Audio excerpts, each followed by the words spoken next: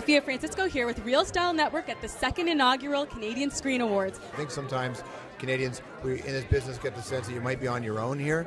So this is a great event because you get to see how not on your own you are. And we all kind of play a part in each other's lives, and I think that's beautiful.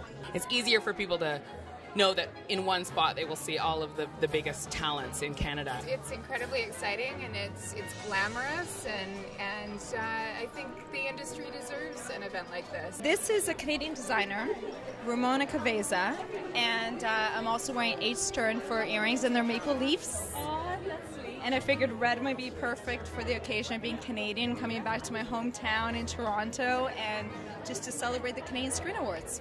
How does one choose what you're going to wear in front of everybody? Well, I think it's top of mind for a lot of people, but for me, I'm not much of a shopper, and I'm not much into kind of overthinking things. So I walked into a store, and 5 minutes later I walked out with this. I'm loving the black and blue angle, okay? Did you guys dress with each other in mind? It really just worked out this way. Literally worked out that way.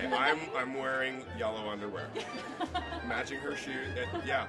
Once I actually went to a maternity store, and 7 Women Maternity had like 10 dresses that I was choosing from.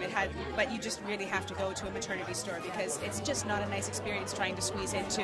But I was a size so-and-so. I've been in New York for the last 3 months, and so Herve Lagueur at Max's Aria asked me if I'd like a dress, so I came in, and this is what they gave me, which is really lovely. Oh, I love the Bomb Girl fans. They are the best fans ever, and we have. And I'm just so proud that our show touched people and made people feel strong. This dress is actually a custom gown designed by Bethany Yellowtail, and it has a backstory to it. She's based out of LA right now, but she's from the Crow Nation. She's also Aboriginal, and that's based out of Montana. And if you look on the dress, it's all beads, and it's in traditional Crow designs.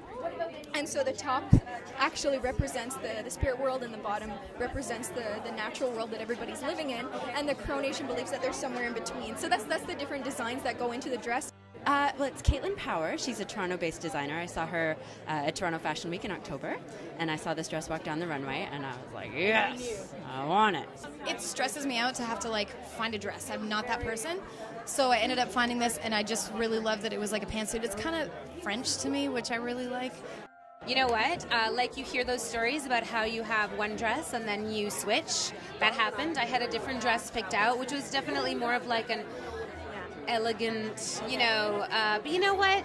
I put this on and I felt fun and light and sexy, and I just was like, oh no, those are the things I want. You know what I mean? They're Montreal-based designers. They're called Untitled, UNTTLD. I think they're just the best, and they made this for me, and I put it on. I was like, you guys rocked it again. And I'm wearing Burke's jewelry too. This is Celia Cristiariotti. I hope I say that right, but anyways, I saw this dress, my stylist pulled it, and I fell in love with it. So yeah, that's it.